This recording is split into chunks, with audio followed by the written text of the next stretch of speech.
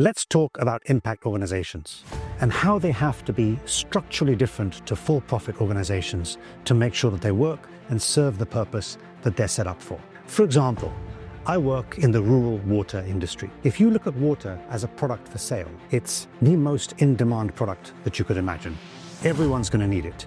So surely there has to be a way to make a profit out of this. But when we work in rural settings, we have to be very cognizant about serving water as a social good. We have to make sure that the supply is always going to be consistent and reliable, and it has to be served at an affordable price, not a market price where we can decide what profit we want to make. These kind of trade-offs are really critical when you have a social goal as your main raison d'etre. But then let's look at the challenges of making this a viable financial project as a business or a not-for-profit. Let's look at how urban water is served in some of the biggest cities in the world. Look at London. London is served by a company called Thames Water, a for-profit business. Thames Water started off its life as a public company. It was funded and set up by the UK government. All the infrastructure was built by the government to serve the country. In the late 1980s, it was privatized, and the shares were given out to private shareholders to run. In the time since it's been privatized, it's taken out more than £40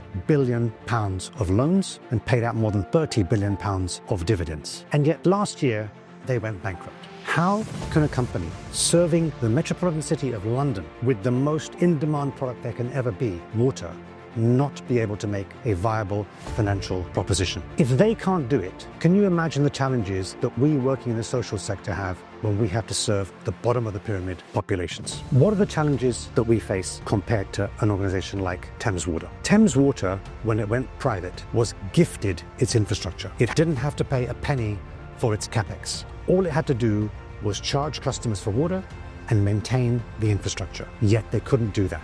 They couldn't do that in a financially sustainable way. Now, urban water, by economics, has to also be cheaper than rural water, just by virtue of its economies of scale, the number of customers that you can serve. You're also serving a population that is one of the wealthiest in the world, so you can charge much higher prices. Now, when we're serving rural water, we can charge very, very low prices only, what the community is willing and able to pay, and we have to cover our really very expensive operational costs because we have a decentralized structure to be able to manage and operate these things. Yet if a company like Thames Water cannot make this a viable financial proposition, can you imagine the challenges that we have as a non-profit social enterprise? These are some of the aspects that I think our donors and partners need to understand. That we work in extremely challenging environments, but yet we are determined to make sure that our proposition is hugely valued. So our financial model works around having donations that come in to pay for the capital infrastructure build out, and we rely on the small water revenues that we get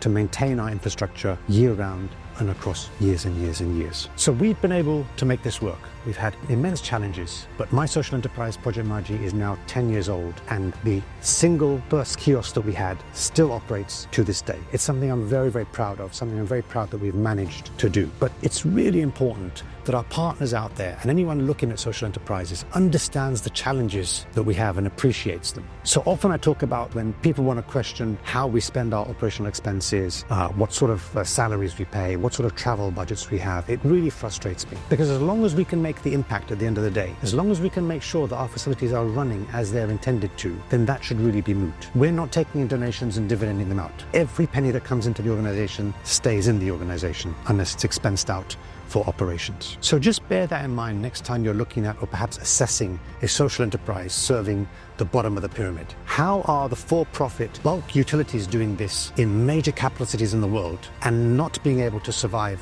financially? And how are we and other great organizations like ourselves able to make it work in rural environments? That's got to get you thinking about how sources of funds are used and the morality perhaps behind some of these utilities and the noble goals that social enterprises look at.